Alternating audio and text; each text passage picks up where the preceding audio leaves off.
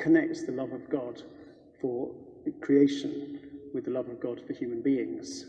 Are not 5 sparrows sold for 2 pennies? And look, not one of them is forgotten before God, Jesus says in Luke. And in Matthew, look at the birds of the air. They neither sow nor reap nor gather into barns, and yet your heavenly Father feeds them.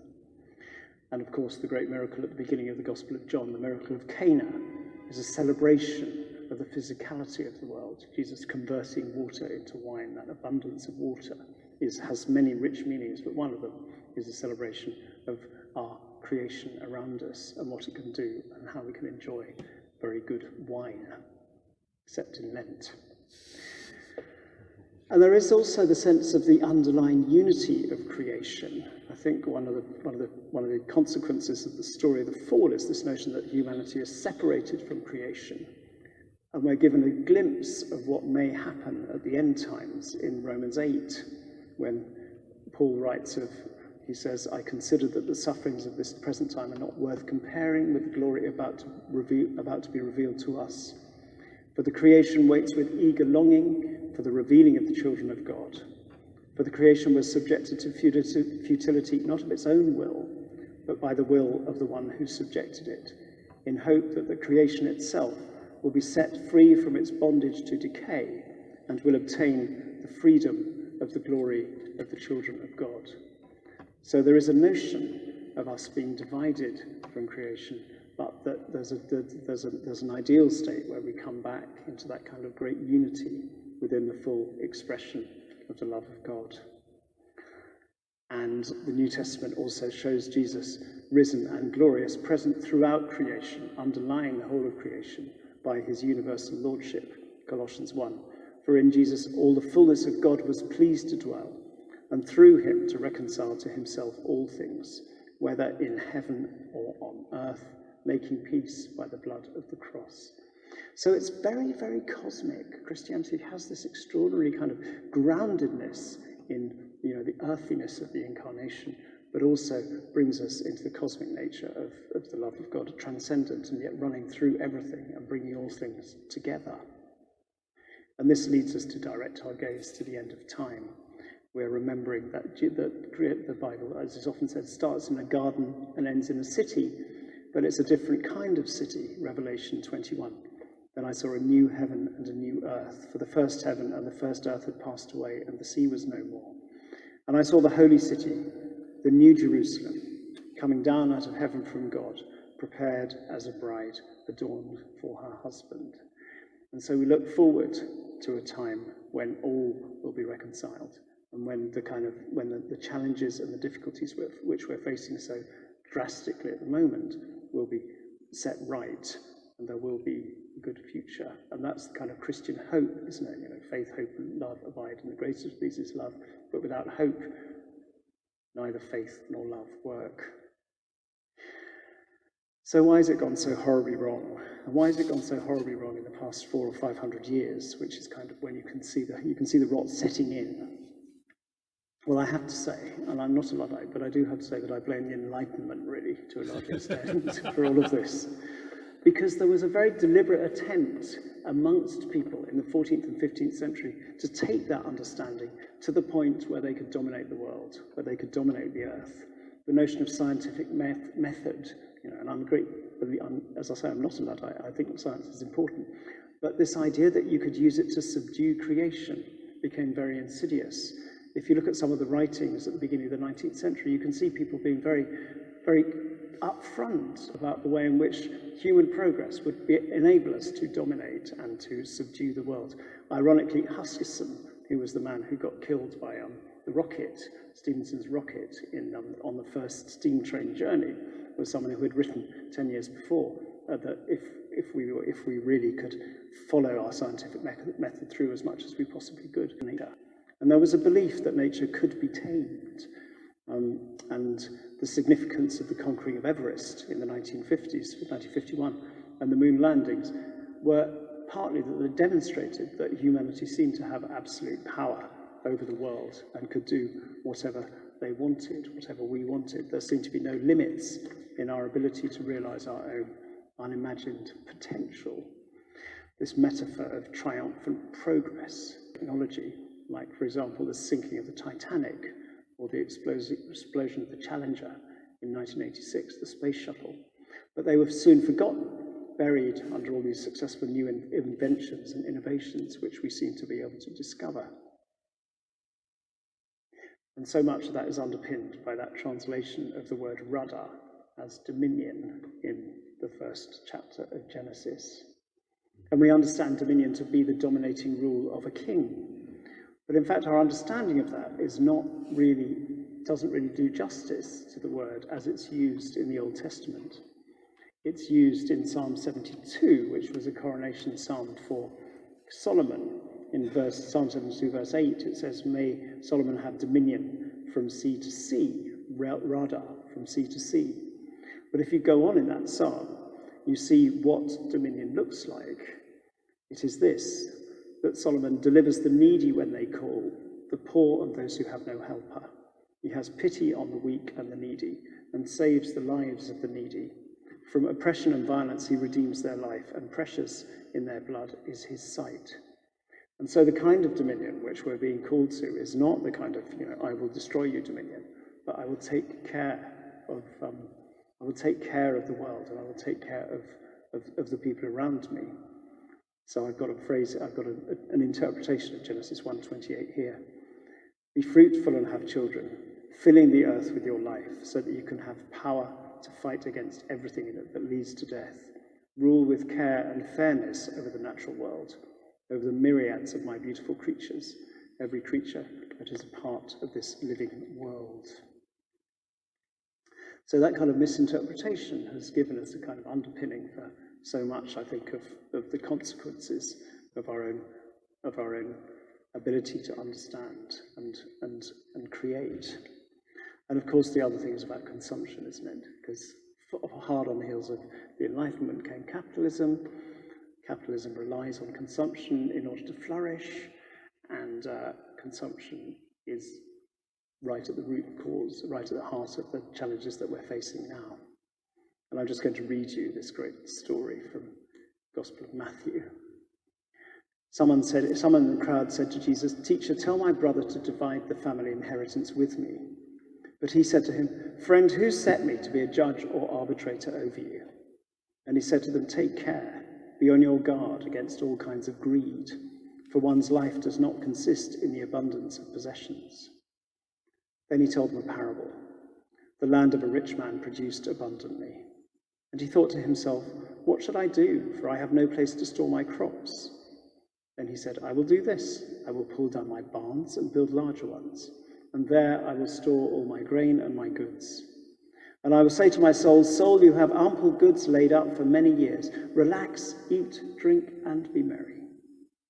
But God said to him, 'You fool, this very night your life is being demanded of you.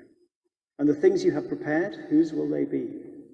So it is with those who store up treasures for themselves, but are not rich towards God.'"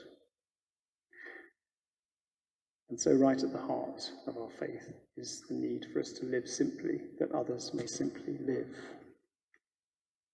And where does that leave us? Here we are in 2020, at the end of part of this great rich spiritual tradition. A church which has sometimes supported the weak, but other times supported the rich and the powerful, has sometimes lived simply, has other times lived very grandly, sometimes has been suborned by the world, other times has stood up against the world. Well, there is definitely a change going on in the church at the moment. And this year we see the 5th anniversary of the publication of the encyclical by Pope Francis, Laudato Si, which some of you may have read or looked at. It's an extraordinary document, really, because it's calling for some very fundamental changes in the way that we understand the world, and in the way that we understand creation, and the way that we understand God, and the way that we understand ourselves. And of course, Pope Francis is inspired by Saint Francis, who was, the archetypal ecological saint in so many ways. You know the stories, preaching to the birds, taming the wolves, and all those kind of things. And there is a very strong kind of subtext of great theology around creation. Teilhard de Chardin was very significant in the 20th century and is kind of coming back now because of the way that he understood us being intrinsically connected to creation. And I'm very inspired by Mother Julian and her great image of God holding the universe in the palm of his hand, no bigger than a hazelnut. So there is a strong theological tradition around care for creation and engagement with creation. And I guess that's what inspires me in many ways. So I'm going to tell you a little bit about my story now, because that's quite a lot of theology, and how I've kind of ended up doing what I am doing. So I guess my environmental engagement started when I was very young, but this aspect of it, I think really started when I started as vicar of St. John's, Waterloo, about 10 years ago, and we have a festival, and I went to local organisations for the sponsorship for the festival, and one of the local companies that we have is Shell, and I wrote to them and asked them for some money to sponsor the festival, and they said yes, and they sent me a cheque for £1,000, which was nice of them. And about 2 weeks later, a member of my congregation, who I knew was a climate activist back in the days when they were few and far between, she was 19, a young woman called Siobhan, came to ask to come and see me. So she came to see me, we had a cup of tea, and she said, Giles, she said, why are you taking money from Shell? I said, well, why shouldn't I take? Sorry, does anybody here work for Shell? Right, okay, well, this is a very relevant story then in that case. And you don't work for Shell. I mean, I'm not going to read about it, but it is a really interesting story, because so she challenged me on why we were taking money from Shell. And I said, well, they're a local business, and why shouldn't I? And then she kind of unpacked the whole thing about fossil fuels and carbon, and that I was sort of aware of in the back of my mind, but I'd never really it hadn't moved to the forefront. And she kind of said, well, actually, the consequence of burning fossil fuels is immoral, because we are heading towards, even 10 years ago, people were saying we're heading towards climate breakdown. And so you, as a member of the church, shouldn't be taking money from Shell. I don't think it's quite as simple as that, but she made the point, and I heard it, and as a result, I got involved in Operation Noah, and all that they've been doing in terms of kind of raising awareness within the church. As a result of that, I got asked to put a motion through the General Synod about 5 years ago, which initially asked the church to divest from fossil fuels. It was amended through the process and set something up, which I'm going to come on and talk about in a minute. But the other thing that it did was set up the Environmental Working Group, which was a group which was charged with kind of overseeing the whole of the Church of England's response, answerable to the Archbishop's Council. And that motion went through Synod, 5 years ago with a strong majority, and we set up the Environment Working Group. And as a result of that, the Church of England has become quite forward-thinking in its engagement with the environment, much to its own surprise, I think.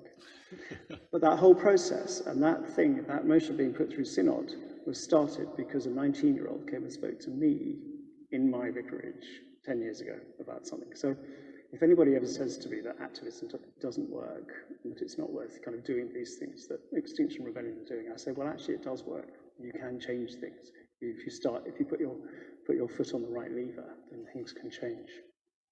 So as a result of that, I've been involved I set up something called Faith for the Climate, which is an interfaith climate organisation which tries to work across all the different faith traditions, Buddhism, Hinduism, we've got some Jains, Sikhs, Muslims, Jews, just to kind of encourage all of us to work together on that. And it's a small organisation. We have about 200 members, but we are making a difference, and the various people in government are trying to talk to us because they're really keen to encourage, interfaith.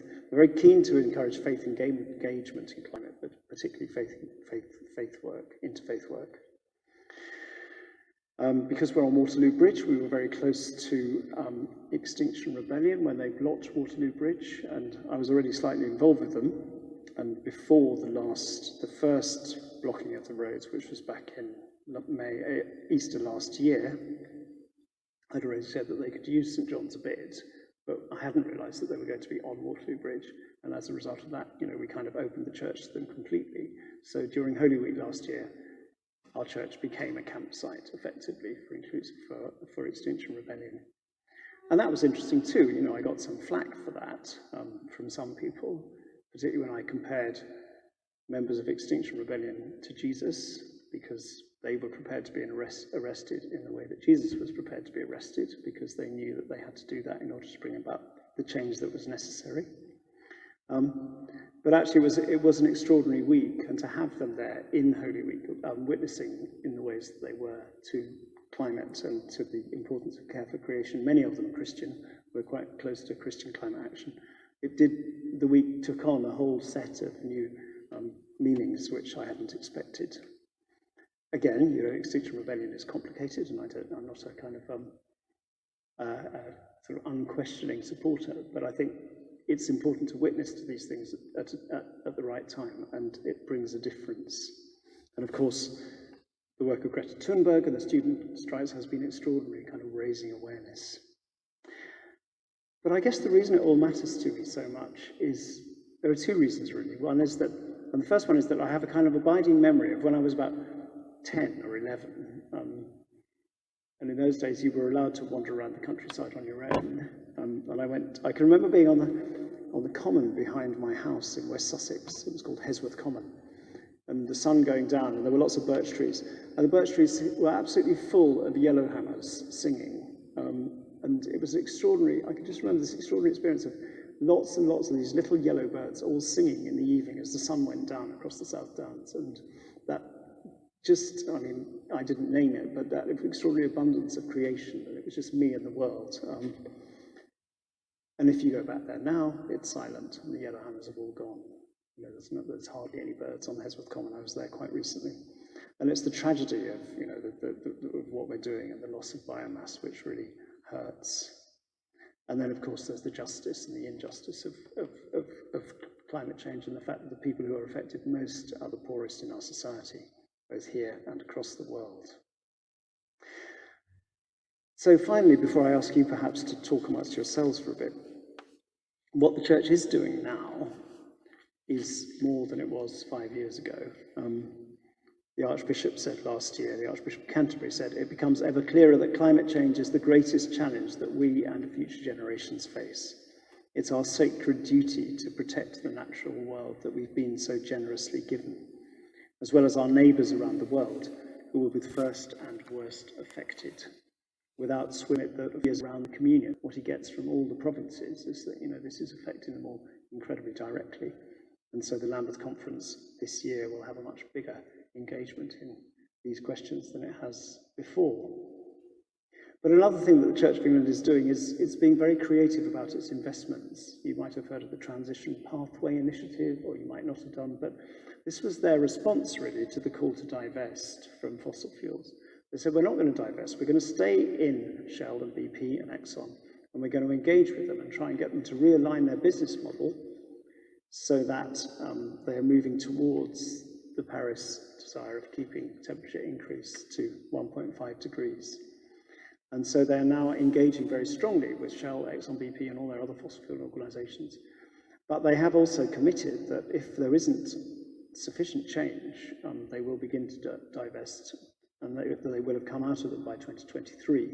And that was a result of another motion that I put through General Synod later on. So there's a kind of backstop, because we were saying, well, it's all very well staying and engaging, but what happens if it doesn't make any difference? What happens if it's just greenwash? And they came back and said, all right, we hear what you're saying, and if necessary, we will pull out. Given what's happened to the oil price over the past few weeks, there's a question about whether they're wise investments anyway. But the church has been seen as a kind of international leader on this, and we're working very closely with various other organizations around the world to make this happen. And then the extraordinary thing that happened in February, much to our surprise, really, was that the Church of England voted at the General Synod. We had another motion go to the General Synod, which it was trying to raise awareness and encourage the whole church to take more action. So gradually we've been cranking it up over the past few years. This time we were saying, all right, well, the government is trying to set 2050 as its target for being carbon neutral. Well, we'll go for 2045, so we'll show that we want to make some progress, but we won't do something which is over-challenging, because we don't want to set some unrealistic targets, because there are lots of buildings like this, and it is very difficult to make a building like this carbon neutral. So we'll say 2045, which we're ambitious.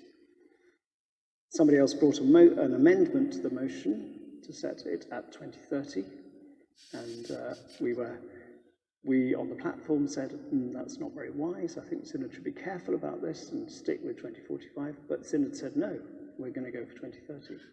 So we have now adopted, to our own real surprise, the intention of becoming carbon neutral by 2030. So I'm afraid you'll have to turn your heating off from now on. We're going to install a hung ceiling. Absolutely, that would be great. That would work really well. Don't tell the Archdeacon. Yeah. So that's an overview of theology, a bit about my story, and a bit about what the Church of England is doing. So I've got 7 quick points which I want to make, which won't take very long. Each of them will be quite short. And then we'll open up for more discussion. And perhaps some questions have come out of your conversations. It sounded like you were all very engaged.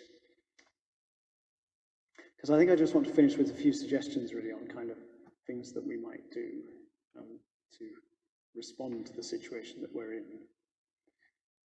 And some of them are kind of quite high level and some of them are more specific. So suggestion 1 is that we recognise our commitment to the justice of the gospel. And we can look at Matthew 25. Remember that climate injustice is real, and so if we're going to care for the poor and the needy and those who are suffering, then we need to think very carefully about the policies which we have as governments and as the Western world and as consumers. So there's something about recognising our commitment to global justice. The second thing I think it's important that we do is recognise our dependence on God as creator and acknowledge our vulnerability. And also in that context, make ourselves vulnerable and not set ourselves up to be perfect. I think quite often climate change activists or environmental activists are seen as kind of rather hair-shirty and holier than thou. And that doesn't do ourselves or our cause any good. So we have to be very clear that we know that there are choices that you make.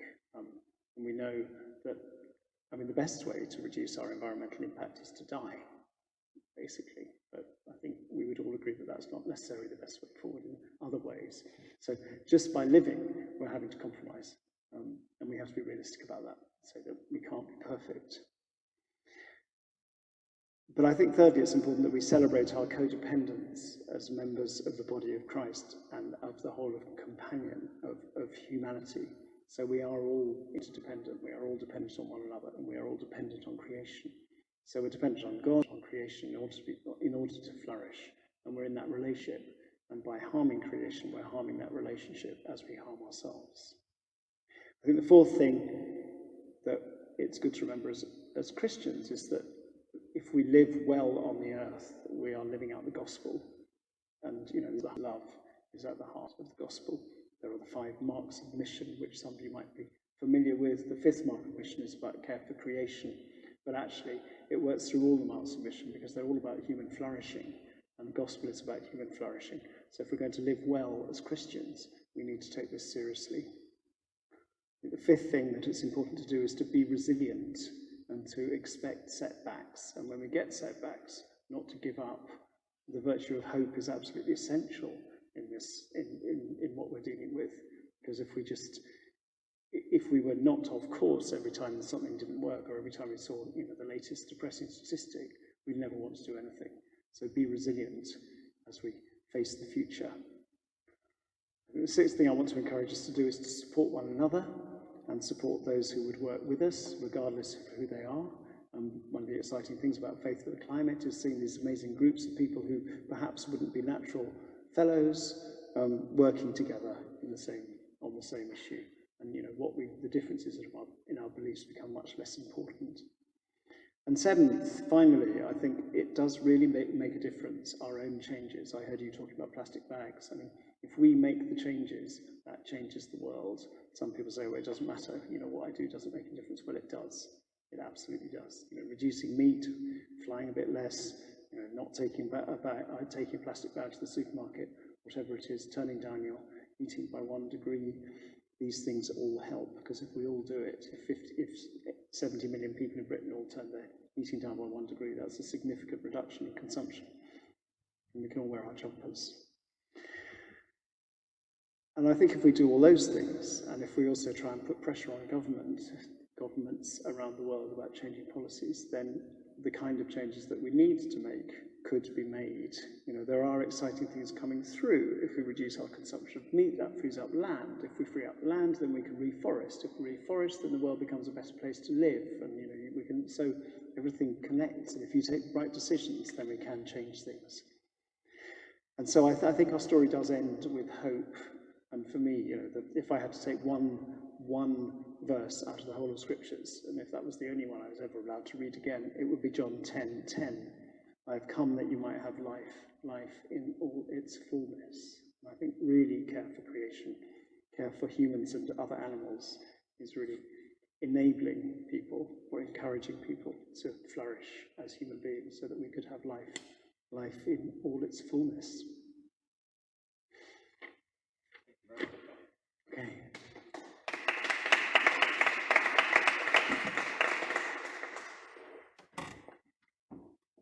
So we've got some time for questions, haven't we? Yes, I'm afraid my jumper's in the wash, so I'm just in my shirt sleeves today. But maybe I'll kick us off, and then if people think if they've got questions they want to ask Giles, and I'll rove around. You were talking about the prophets and their response, Jeremiah, and often they say these are all the terrible things that will befall you if you do not turn back to God. Mm-hmm. And you're talking a bit about this New Testament cosmic vision, which is that all creation will be restored by the cross. And those are not things that we do, those are things that God does. And so where is the balance between our response and our reliance on a divine response for the mess that we're in? That's a very, very good question. And there are some Christians who see this as the end times, don't they? And they welcome the breakdown because they think that the sooner we have complete breakdown, the sooner Jesus will come back. That's not a view I hold. You'll be glad to hear. I think my immediate response is the prayer of Saint Teresa of Avila, that Christ has no hands but mine, or however it goes, no voice but mine. So we can trust that things will come right in the end, and we can trust that God does hold the universe in the palm of his hand, no bigger than a hazelnut. But we are called as Christians and as people who love to live out that love. And in a sense, there's no division between the divine will and the command to love. Now, we often fail in our command to love, which is why we need the cross and why we need the human story of why we need the Christian story of redemption, because whatever we do won't be quite enough. But it's our calling to do what we can. We can't we're not responsible for what God does, and God will be the first to tell us that. And so we can trust in that, and we can trust in hope, and we can trust in light and love. But we have a responsibility to live as well as we can, I think. So I was interested in your comments about Extinction Rebellion and the protests, the two main protests. What do you think they could do to get their voice heard without disrupting a city of 8 million people? I think there's disruption and disruption. I think they've played that card now, and they're not going to do it again. And I think they made some mistakes, and they definitely made some mistakes last time, and particularly the tube event in Shoreditch was really unfortunate. And actually, that dismayed a lot of people in the Extinction Rebellion. It didn't go through the whole right process, and various people have said don't do it, that's not going to be helpful, and the people who did it kind of went on and did it without authority. And I think that was really unfortunate because it changed the way that people understood Extinction Rebellion, and I'm not quite sure how. They're thinking about what to do now. I think the initial disruption, although obviously it caused difficulty for many people, I think the effect of it was extraordinary, actually. I think the effect of that first disruption, and also the effect of Greta Thunberg, has changed the way the conversation happens. But I think if they do it again, the second one didn't work as well, and people felt it didn't work as well. And I think they're a bit stuck about what to do next. And similarly, I think, the idea of being arrested, it was a good idea once, but once you've done it, and, various people said, well, actually, a lot of black people said, they didn't like the way that being arrested was being talked about, because for them it wasn't kind of a bit of a joke, and you went to prison and the officer was very nice to you. That doesn't happen if you're arrested for black. So there was something about people's privilege and whether people were really checking their privilege. So I don't think they quite know what the next steps are, really. I think they're moving more into being a kind of arts protest movement. We've had the Red Rebels in the crypt, who are people who dress up in these amazing kind of red clothes and go and walk around the street, and it is a really remarkable witness. But I'm not sure what the next steps are, really. So as I said, I'm not a kind of unalloyed supporter of the Extinction Rebellion. But I do think there is a place for protest and non-violent direct action. It just has to be creative and carefully. I mean, they did think it through quite carefully.